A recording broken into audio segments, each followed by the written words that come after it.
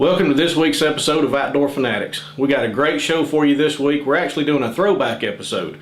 I run across some tapes the other day that was actually the first animal I ever shot on video. Now this goes back probably 10 or 12 years ago when I was just kind of getting into filming my own hunts and learning how to operate cameras and all the things that go with it. Now this was back before the technology of HD cameras and before we knew about tree arms and exposure and B-roll and all that stuff. But it's still a great, still going to be a great episode.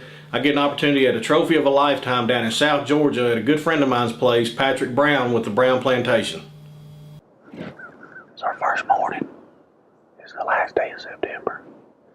We're at the Brown Plantation in southeast Georgia. We're sitting on a field of iron clay peas. Right behind us, it's full. I mean, it's tall. They plant it and they put up a fence to keep the deer out of it, and they take it down before deer season starts. So we're coming in this morning and we seen a doe bedded down off in the woods. We eased on in here and got set up. We've heard a ton of deer or movement around us. We hope it's going to be a good morning. We're going to get ready and see what happens. We hadn't been sitting in the stand with just a few minutes, and we already had some does coming out in the field.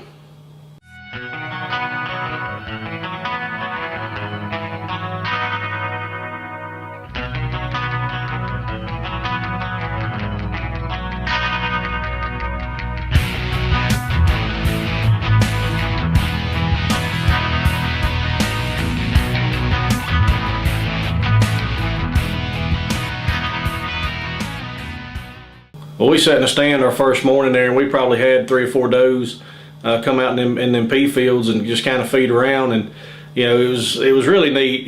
Like I said, this was our first time we ever really went out and filmed anything, and just to sit there and sitting in a tree and knowing that we're getting this stuff on video was kind of cool.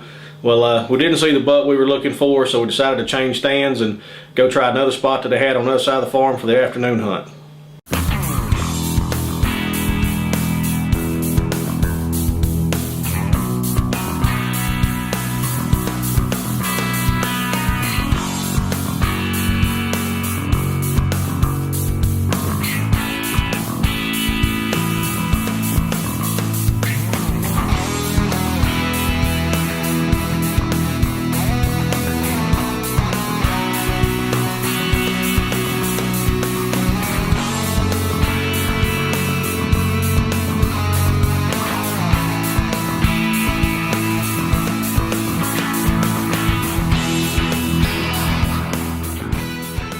I looked down and saw that old buttonhead, and I mean, he was walking right up under the stand. He couldn't have been no more than 10 or 12 steps away from the tree. All I need is for his daddy to follow him and do the same thing he did.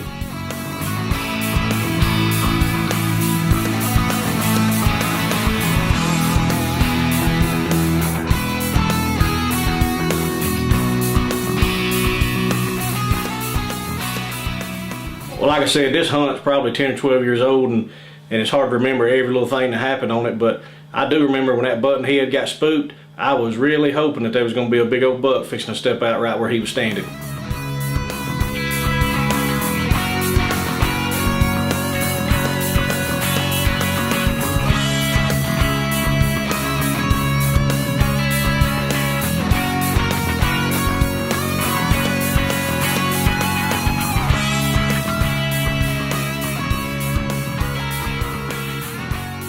Well, we saw some does coming out on the other end of the pea field there, and they was probably 150, 200 yards away, way too far for a bow shot. And we're watching these does down at the other end of the field, and they keep looking in the wood line, and you can just barely make out that buck's horn standing there at the edge of the woods.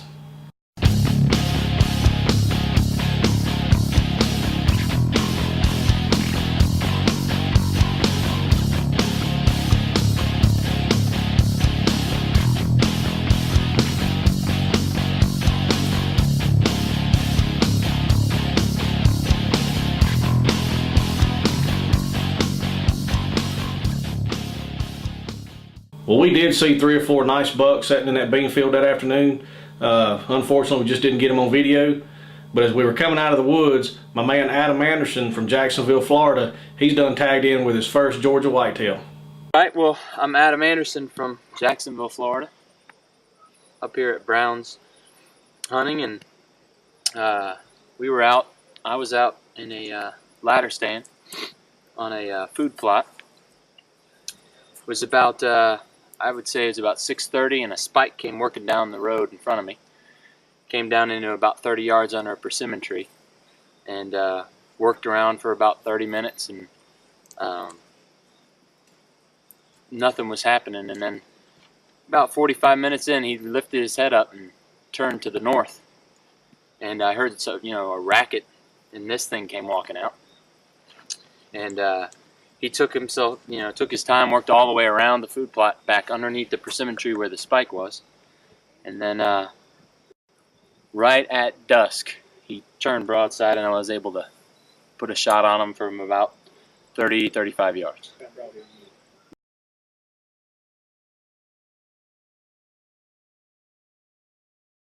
Well, we went back out the next day and hunted a whole nother field that nobody's ever hunted before, and it wasn't long and we were absolutely covered up with deer. We moved to another food plot, another bee patch. Like it one we hunted the other night. Nobody's been on this one yet this year. The one we hunted night before last, we seen a ton of bugs. We had a good call bug. He was a 6-pointer and had a really good 8-pointer just before dark. And right after dark, after we lost camera light, we had a nice shooter bug. He was probably a 9. He was a 9 or a 10.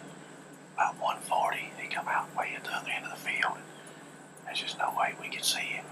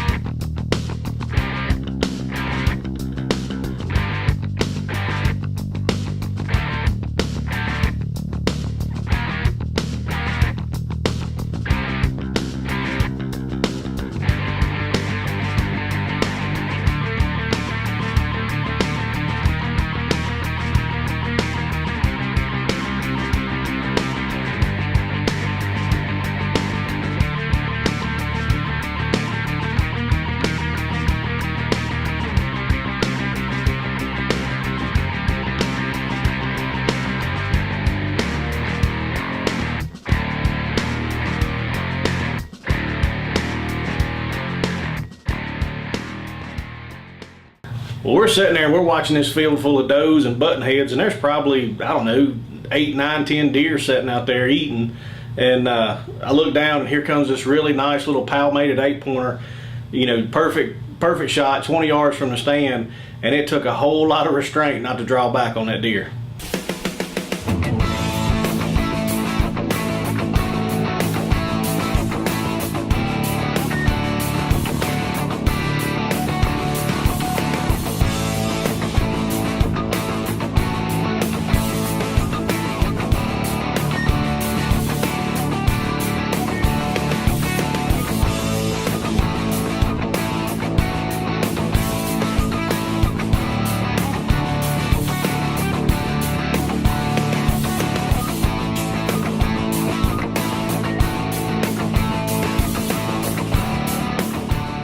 I remember we're sitting there looking at this little 8-pointer standing pretty much right up under the tree, and we look up and there's just this big nasty looking 6-pointer standing all the way at the other end of the field, and that's the biggest 6-pointer I've ever seen in my life.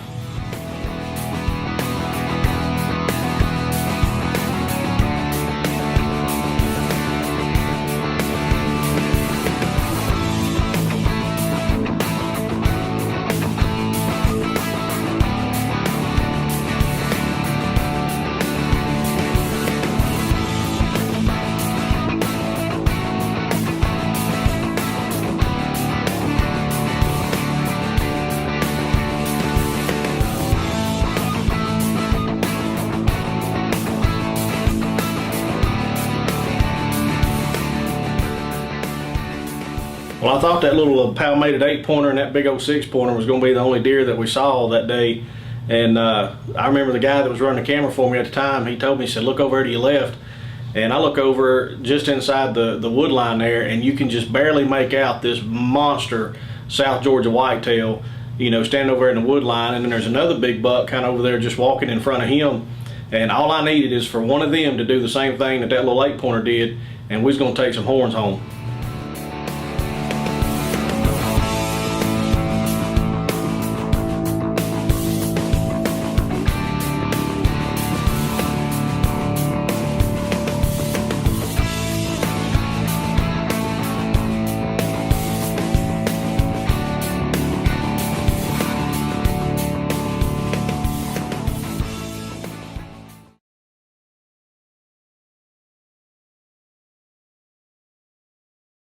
Well, it's our last day of hunting there at the Brown Plantation, and after all the deer, I mean, I can't tell you how many deer we saw just in a couple of days while we were there, and some really impressive bucks. But you know, that's part of the thing when you're hunting in South Georgia early season like that. It's so daggum hot that the bigger deer, they normally don't move until later in the evenings or right at dark when you really can't do anything with them. But you know, it's the last day. We moved to another spot. Patrick Brown said that he had been seeing a lot of deer down in this little woodlot bottom. So we decided we was going to go down there for our last day and give it one last chance and see if we can't get something on the ground.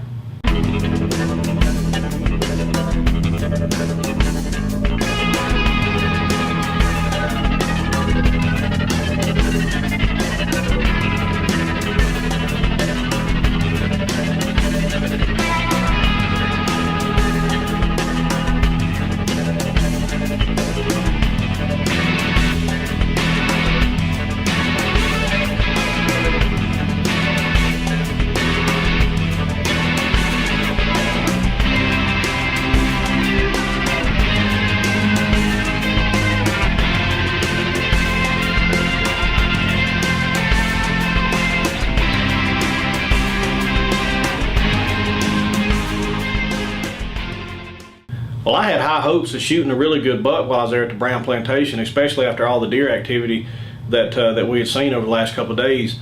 But nothing could prepare me for what I saw when I looked up walking through the woods.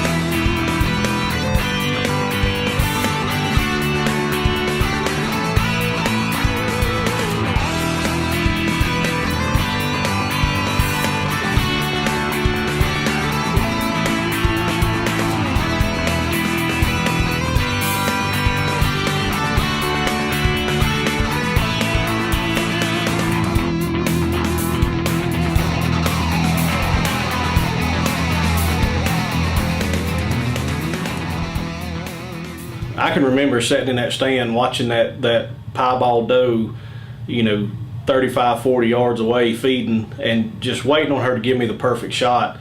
And as as many deer as I've killed in my lifetime, and shot monster trophy class bucks in Nebraska and Midwest, but I think I was more nervous waiting to get a shot for that doe than I've been on any other animal in my life. That right there is an absolute once in a lifetime trophy.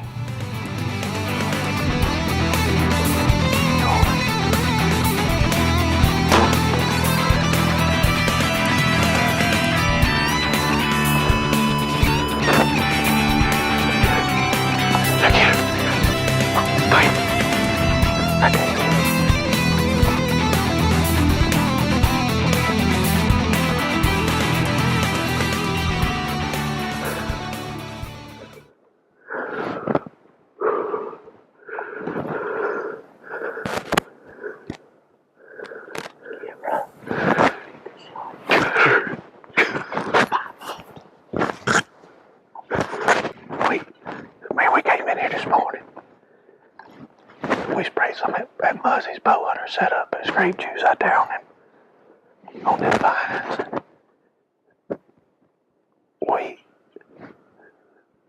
We probably had 7 deer this morning in here licking them leaves and eating on them leaves this morning.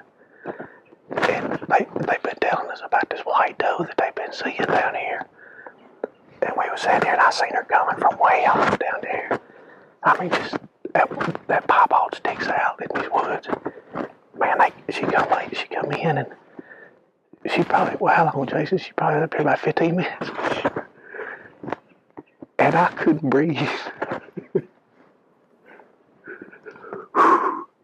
I gotta sit down.